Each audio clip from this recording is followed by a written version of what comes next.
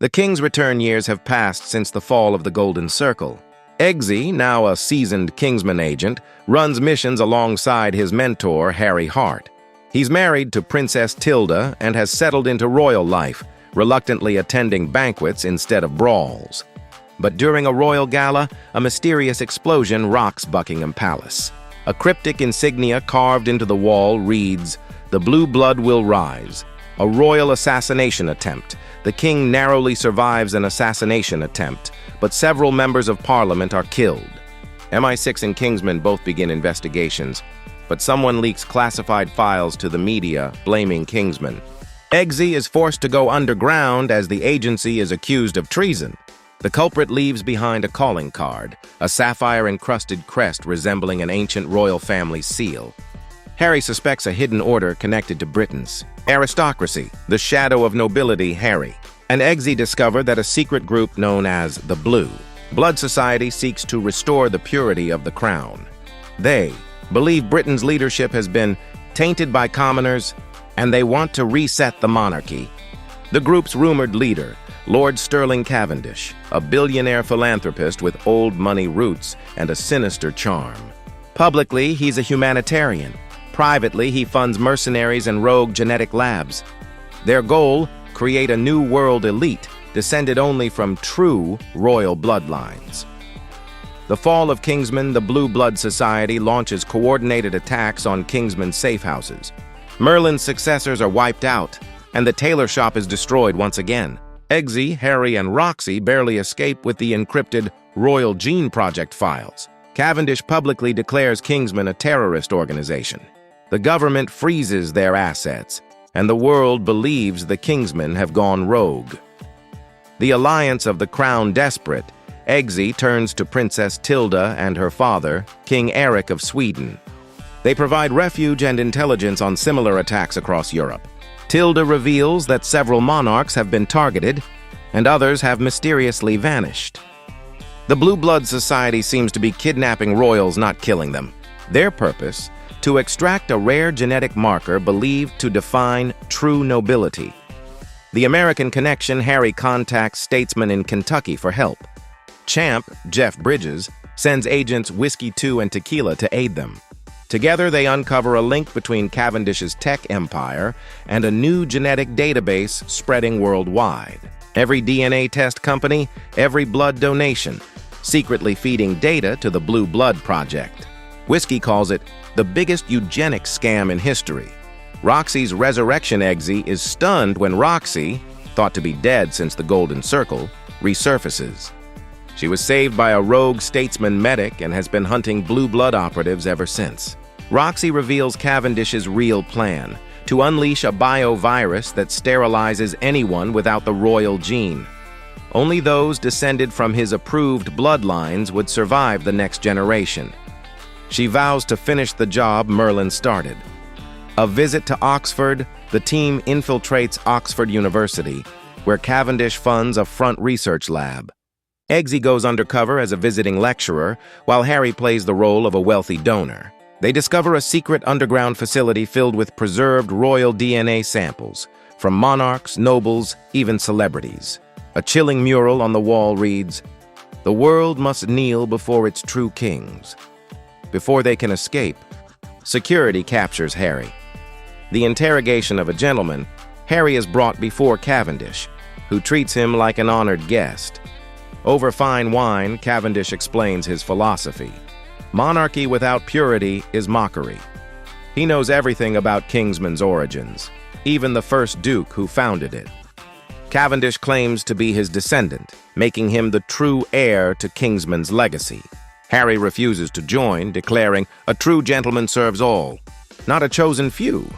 The escape plan Eggsy and Roxy stage a daring infiltration to rescue Harry.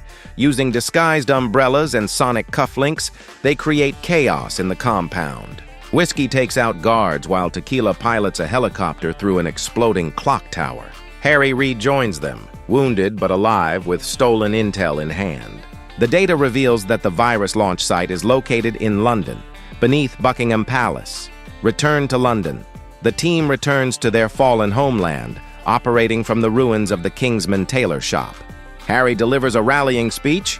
Manners may maketh man, but courage remaketh kings. They prepare for the final battle to save both monarchy and democracy. Eggsy dons a new Kingsman suit woven with nanotech armor. Roxy takes Merlin's old position, strategist, not field agent.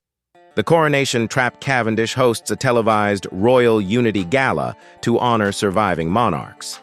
Unbeknownst to the world, it's a trap, a genetic activation signal hidden in the lighting sequence. Once triggered, the virus will spread through airwaves, targeting billions. Eggsy, disguised as palace security, sneaks inside while statesmen jam the signal. Harry faces Cavendish again, this time sword in hand.